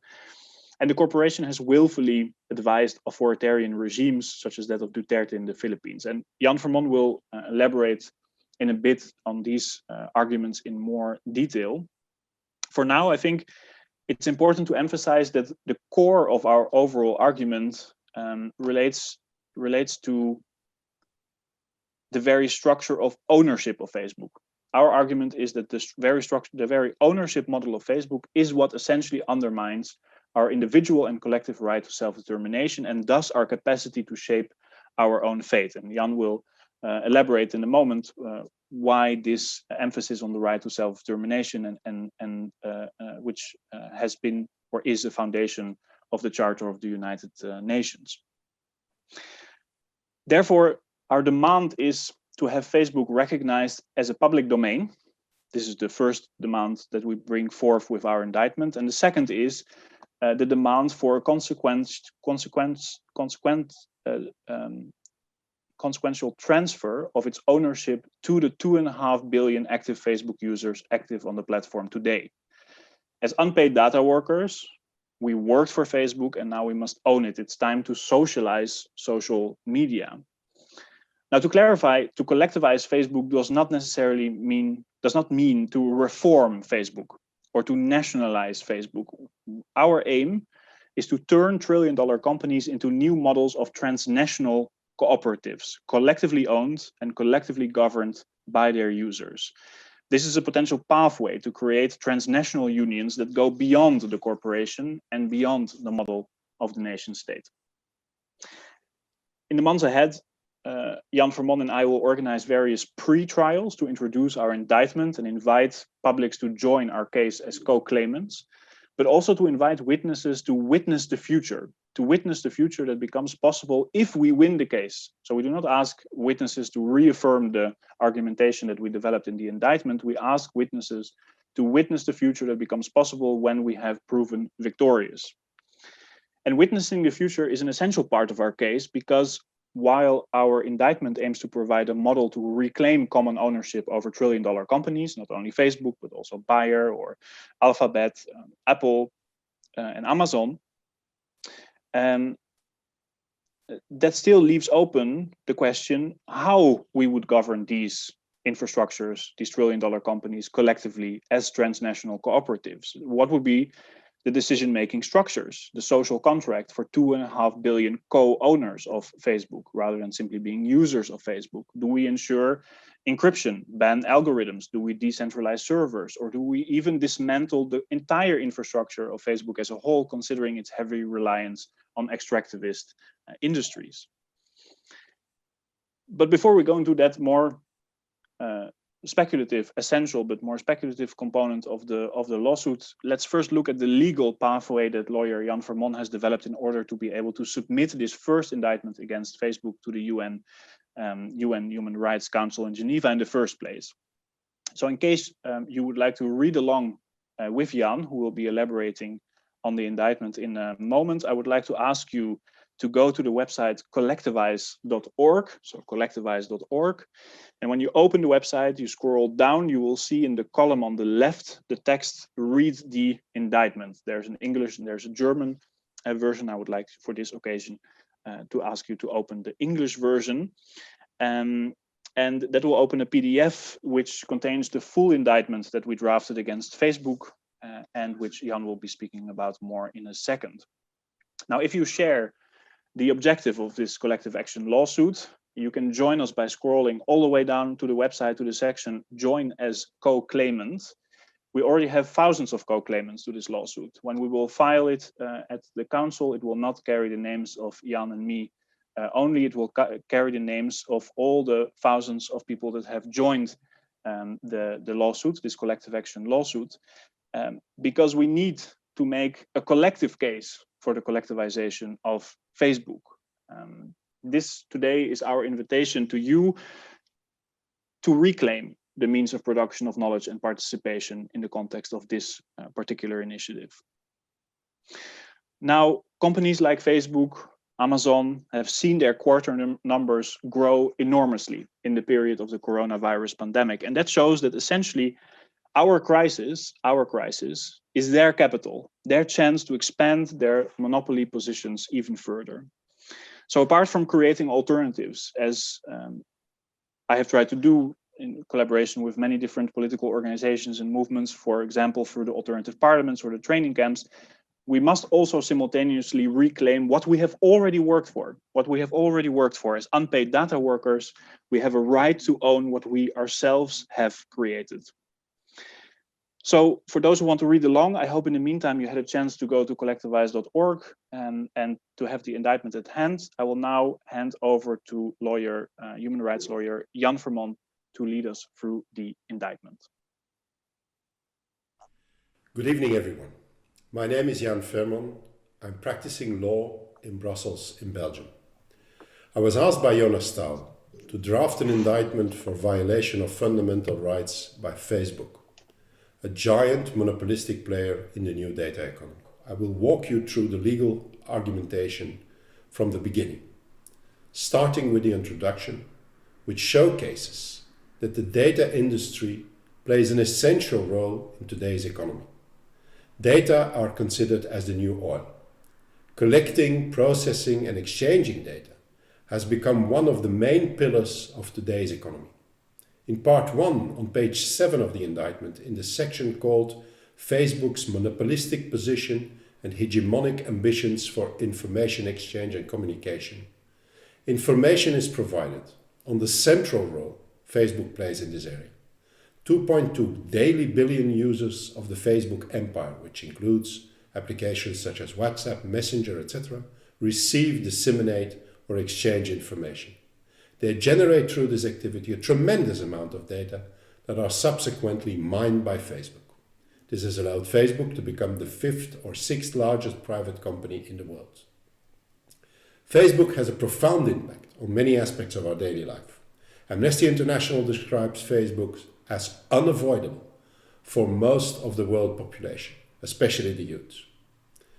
In part 2, on page 10 of the indictment, in the section entitled Facebook and the potential for influencing or manipulating political choices, we documented a never-seen capacity to influence public opinion, to promote or censor IDs, to influence elections. Facebook has the ability to steer social movements either by promoting them or by curbing them. And Facebook does not hesitate to work with authoritarian regimes. A clear example is the Duterte presidency in the Philippines. The Cambridge Analytica scandal shows that the data collected by Facebook can be siphoned by obscure alt-right structures to spread their toxic agenda of hatred and division. We take note of the fact that Mark Zuckerberg solemnly declares that this has happened against the will of Facebook and will be avoided in the future. However, we also know that Zuckerberg or his successors might change their minds overnight if the prospect of the profit rate is high enough. Here is another parallel with the corona crisis. In a column published on the US media Truthout, Noam Chomsky argues that the corona crisis can either lead societies collapsing into authoritarianism or alternatively to rethink the problems of capitalist society and develop new forms of democratic, economic, political and social systems. Many governments are imposing severe restrictions to certain civil liberties, arguing that such restrictions are necessary in the fight against the coronavirus. While certain limitations, for example to the freedom to circulate and to meet with others, can be understood in times of corona crisis, extreme vigilance is necessary to make sure that such limitations will not be perpetuated once the health risk is over. Control over data plays an essential role in the risk for authoritarianism. That is illustrated by the extreme example of the Israeli program, which of course in the name of the fight against the coronavirus allows the Shin Bet, a secret service, to use the location data of mobile phones to determine the whereabouts of each and every citizen. In part 3 of the indictment on page 19, the influence of Facebook on labor relations is discussed. Facebook has invented a new form of forced labor, with some striking similarities with servitude under feudalism. Through their activity, Facebook users unintentionally create the raw material. Facebook takes possession of these resources and processes them. The new oil is taken away for free from those who produce it. Since we are in a position of dependency towards Facebook, we are mechanically led to generate data for the algorithm, as we just need to connect, talk with our friends, or post a photo. In short, we are forced to provide Facebook with an activity that does have value. Thousands of pages have been written about the risk of Facebook for the right to privacy. Most court cases conducted until now throughout the world have concentrated on this issue. Of course, we deal with the question of privacy in part 4 on page 24 of the indictment. We think the general awareness of how deep Facebook penetrates our privacy is still very insufficient. On the pages 24 and 25 of the indictment, we explain, for example, the mechanism used by Facebook to build so-called shadow profiles, in which very detailed information is collected about Facebook users who did not accept to share their contacts with Facebook. By combining information provided by others who did accept, Facebook knows as much about you as if you gave the authorization yourself. In the indictment, we refer to some spectacular examples of how Facebook has reconstructed some of the most intimate episodes of the private life of its users. There is thus a global and severe underestimation of the peril posed by Facebook to the right to privacy. But there is, on the other hand, at least some consciousness about it. That is one of the reasons we concentrate in the indictment on other and less known aspects of the peril posed by Facebook to fundamental rights, whether it be people's rights or human rights, individual or collective rights. The international covenants on civil and political rights on one hand, and on economic, social and cultural rights on the other hand, were both adopted by the United Nations General Assembly on the 16th of December 1966. In their common Article 1, they state that people have the right to self-determination, that is, the right to freely determine their political status, pursue freely their economic, social and cultural goals. Text says, I quote, "All peoples may, for their own ends, freely dispose of their natural wealth and resources without prejudice to any obligations arising out of international economic cooperation based upon the principles of mutual benefit and international law. In no case a people may be deprived of its own means of subsistence." End of quote. Peoples must be able to decide their own fate and future in order to exercise their right to development. Control over the new oil data is decisive for the question how we can build in the future a world economy that protects the majority based on solidarity and cooperation. But it is also important for the immediate questions arising from the corona crisis. How jobs can be saved, how incomes and savings can be protected, and how new medicines and vaccines produced and made available to all. How can this be achieved if the essential raw material of the new data-based economy is under the control of a few private-owned monopolies? This is the red thread of our indictment, drafted of course before the corona crisis broke out. Our conclusion in part 5 of the indictment on page 28 was and remains that in order to protect people's rights and human rights, the data giants need to be under a probably new and to be invented form of public control and ownership. The right to self-determination, the right of every people to control the levers that allow to choose freely their future, is the mother of all rights. Control over resources is essential to assure an economy that guarantees the right to work, to housing, to healthcare, to access to culture for all. Control over information and channels to receive and disseminate information is absolutely essential to build a real democratic society, to fight the development of anti-democratic alt-right agendas. As said, data play an essential role in these questions. That is why we concentrated in the indictment on the menace posed by Facebook to the right of people to choose freely their destiny. We argue that it is impossible for states and even for international organizations such as the European Union to effectively control giant private interests such as Facebook by regulating some of its activities. Only full democratic public control and ownership can make structures as Facebook to be powerful instruments for human development and emancipation. We are aware of the challenges ahead. National courts, no more than governments or institutions such as the EU, can impose such public control over Facebook. National courts can at most impose some restrictions on the most outrageous excesses committed or made possible by Facebook. And we also know that in a global market-based economy, where the principle of private ownership of production means is sacrosanct, controlling transnational corporations is anyhow extremely difficult or impossible. That is why we turn with our indictment to the United Nations Human Rights Council, which has been designated by the international community as the guarantor of the rights enshrined in the Universal Declaration of Human Rights and the 2 subsequent international covenants. We certainly do not have blind confidence in the Human Rights Council. Therefore, we will submit our complaint to this body, but we will not give it out of our hands.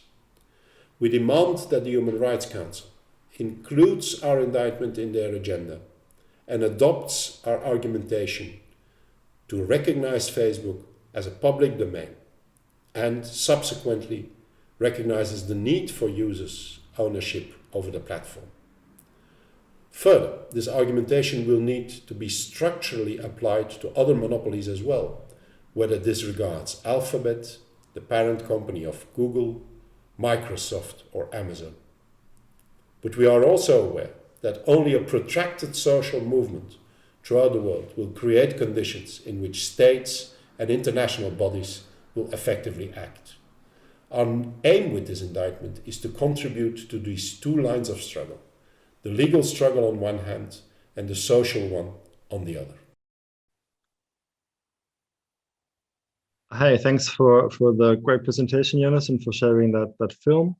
We have now actually quite a bit of time for questions still. And there are a couple of great questions coming through from Telegram. So one starts like this. Dear Jonas, thank you so much for your work and engagement on behalf of all of us using Facebook. For the sake of debate, I will ask this critical question. Now comes the question. Many people on Facebook are using it to disseminate conspiracy theories or even racism discriminatory or violent content? Do we really want to collectivize a social medium, social, with them? And of course, it's a polemical question, but also serious at the same time, it says. So I guess the question is Facebook worth making into a collaborative enterprise? You know?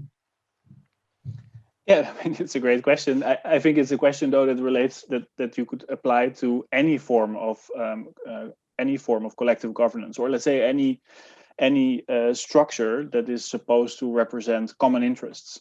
We can say the same about current democratic elections. Do we really want to participate in democratic elections where the alternative for Germany is spreading conspiracy theories, xenophobia, racism, together with all of its other ultra-nationalist and authoritarian fellow parties emerging across the European context and the world? I think the question is, what is the social contract based on which, in this case, you engage in the process of collectivizations? What are the checks and balances? What are the basic principles that ensure equal representation, the banning of racism, of sexism, of patriarchy? This is, of course, a huge part of the work. How do you compute in infrastructures are not neutral? How do you compute within these infrastructures themselves a possibility, or how do you compute values in the principles in these infrastructures that undermine the spreading of racist or conspiracist rhetorics? And of course, then you always get into another difficult realm, that is then who decides what is to be considered hate speech and what is not. But I think on that point we've been excessively relativist, and it's extremely important. Maybe also following the example of the Kurdish revolutionary movement, the example I gave of the autonomous government in Rojava, their social contract when it comes to gender quota for the participation of women, quota for equal representation of different minorities from the region, whether Assyrian, Arab, or Kurdish. On a very structural way, their social contract ensures that it is impossible to exclude particular voices or enforce dominant nationalist, patriarchal forms of exclusions. Thank you for that answer. And I think the next one kind of follows from that in an interesting way. So the question goes, yesterday we heard of John Thackeray's notions of islands of coherence. I'm not sure if you're familiar with that, Jonas, but basically that's Thackeray's way of pointing out that there are sort of areas, models, and initiatives that can be found within dominant structures where alternative ways of configurations can be trialed and tested and maybe grow from there. So the question comes now. Can you say a bit more about the role of art in creating such new alternative infrastructures and how it maybe might be different from other domains? And I'm going to pull in another question that is related. Could you say something about the relationship of law and art in this last collaboration? So I guess, what is the role of art in making these kinds of new alternatives, and how do you collaborate with other kinds of knowledge forms and political forms in the process? Yeah, thank you. Also great questions. I think when it comes to the role of art in developing alternative political infrastructures, as I tend to do, I think the importance, I think art and politics are very closely connected, that our conception of art and the validation of art, also even the funding of art and the infrastructures of art, there's always a political relation, whether that is to private money or to the role of governments. You can't really separate the two, but it doesn't mean that they are the same. And I think artistic competence relates very strongly to imaginative competence. So a capability, or at least a space that we can use or engage to push the possibility of what organizations could be beyond specific constraints of the present. So I think that the spaces that I or we, because many of them emerge from collaborations, try to create, whether it's the parliaments or the training camp or the collective action lawsuits, they are attempts to be with one foot in the real and one foot in the possible. The real, of course, of the collectivized Facebook trial is the indictment that Jan and me worked on for a year to develop the kind of the precedent and the strategy of the legal strategy of our approach. And then the speculative component, the possible, relates to the way that we try to engage with this notion of witnessing the future. Imagining that being able to place ourselves in the position of saying, we have won the trial, now, what does it mean to collectively govern, to translate these infrastructures, trillion-dollar companies into transnational models of transnational cooperatives? So for me, this is where the role of art is crucial, or artistic imagination is crucial, to somehow push that one step further of possibility and to create spaces where you're with one foot in that possible reality, to kind of agitate and mobilize the desire to make it real, to bring it closer to the reality that we are presently occupying.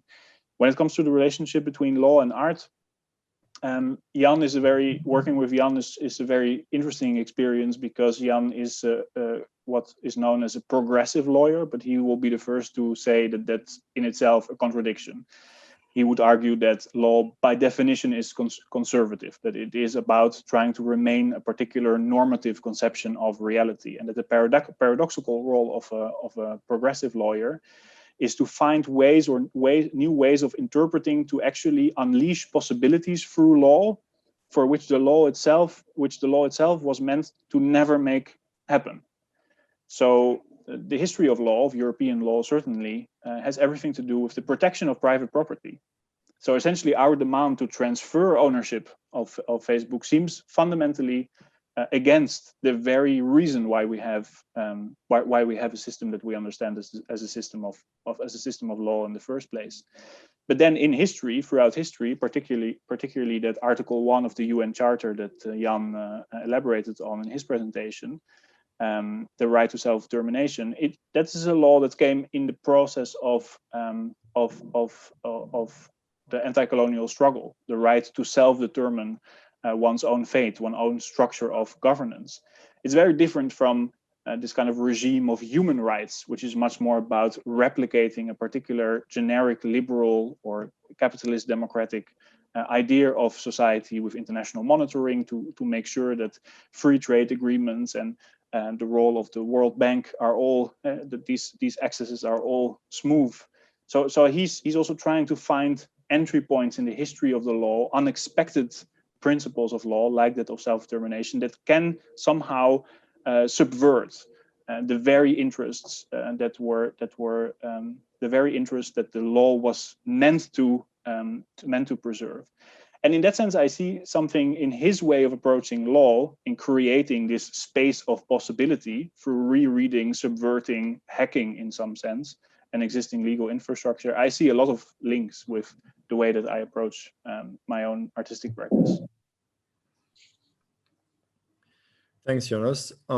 Unfortunately, we already have to draw to a close. There is one more question that is, I think, quite great. I'm just going to try to make that question into a bridge to the next session, because I think in some ways that will also answer the question. So, because after this, we're closing this whole session with our last performance by Vivian Tauchmann's performance series Self as Other Training, Household. And I thought that the notion of intimate encryption that you mentioned earlier actually speaks in really interesting ways to Vivian's performance series, you know, and the way that her work really forces us to decrypt in a way and take on different kinds of intimacy.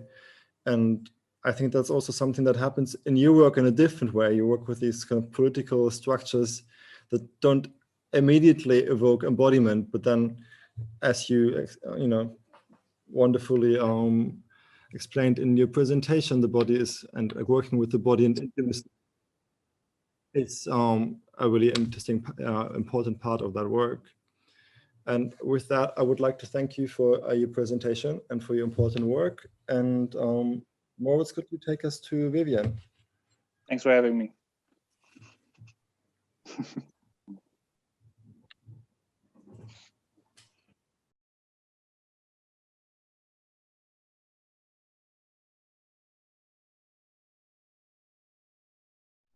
I would like to ask you to please stand up wherever you are at the moment.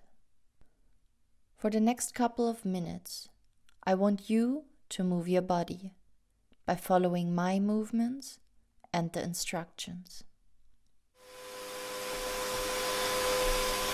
Stand straight. Form hands into fists. Move hands to the front while keeping one hand further in front of the other. Keep hands aligned. Bend back slightly. Stretch aligned hands slightly forward.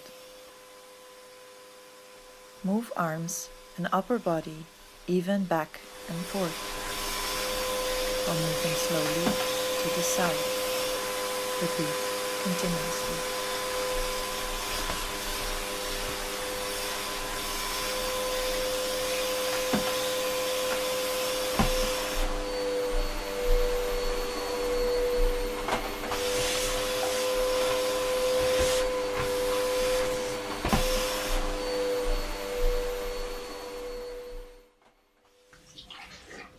Stand straight. Spread legs slightly. Bend upper body slightly forward. Move hands to the front. Form hands into fists. Move hands parallel into one vertical line. Move hands to one side of your upper body. Move your hands up and down, up and down, up and down. Move your hands in front of your upper body. Move your arms steady from one side to the other, while moving slowly backwards. Repeat continuously.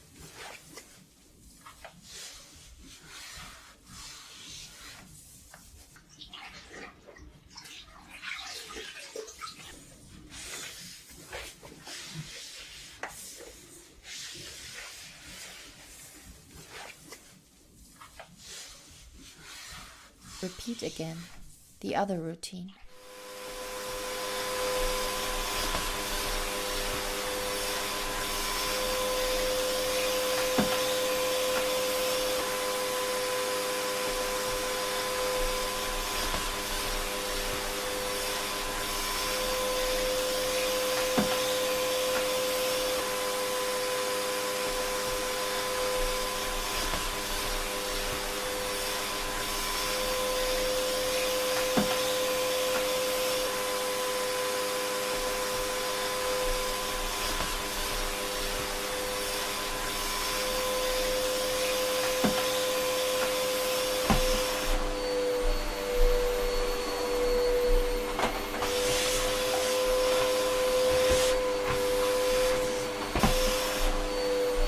Repeat again the other routine.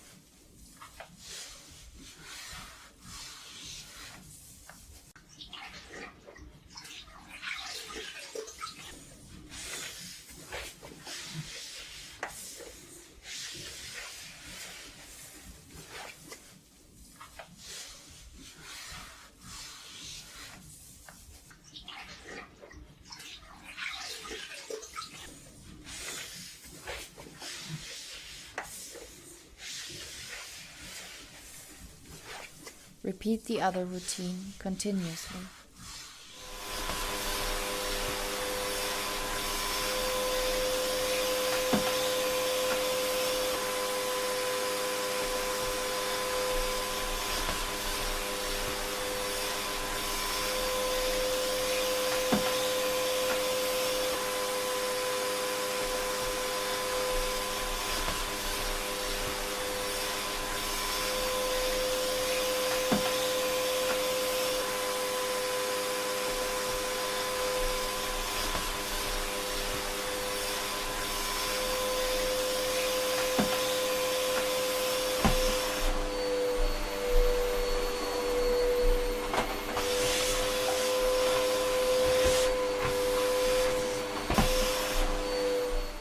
Repeat again the other routine.